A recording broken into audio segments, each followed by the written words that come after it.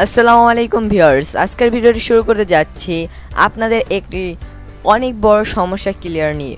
তো অনেকেই প্রশ্ন করেছেন যে আপনাদের দরকার ছিল আপনারা কিভাবে আপনাদের মূল্যায়নের আগের দিন আপনাদের প্রশ্নমালা পাবেন।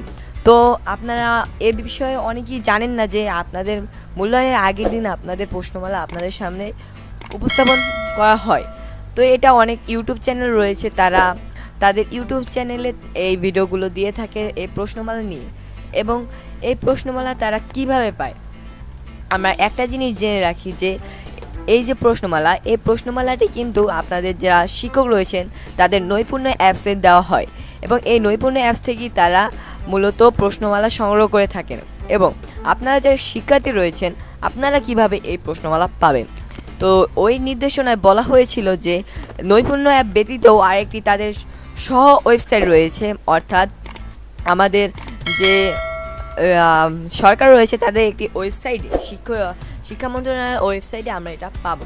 তো আপনাদের জন্য কিভাবে আপনারা এটা পাবেন সেটা আমি এখন দেখাচ্ছি। চলুন আর কথা না বাড়িয়ে চলে যাক মূল ভিডিওতে।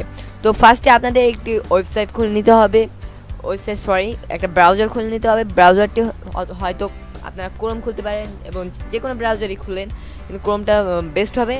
তো আপনারা ক্রোম খুলে এই জায়গায় সার্চ ইঞ্জিনে সার্চ করবেন DSHE লিখে সার্চ করার পর আপনাদের এরকম একটি ইন্টারফেস চলে আসবে।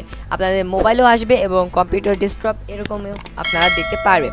তো একটু স্ক্রল ডাউন করে আমরা এখানে দেখতে পাচ্ছি যে উপপরিচালক মাধ্যমিক ও উচ্চ শিক্ষা, এখানে ক্লিক করলে আপনাদের এরকম একটি ইন্টারফেস চলে আসবে। তারপর আপনারা হোমে ক্লিক করবেন, এবং হোমে ক্লিক করলেই আপনাদের এরকম এখানে আপনাদের যখন যে প্রশ্নটা দেওয়া হবে, অর্থাৎ আপনাদের একদিন আগে আপনাদের মূল্যায়নের পূর্ববর্তী দিন 2টার পরবর্তী সময় আপনাদের এই প্রশ্নটা এখানে ছেড়ে দেওয়া হবে, এবং এখান থেকে আপনারা ডাউনলোড করে নিতে পারবেন যে কোনো শ্রেণী।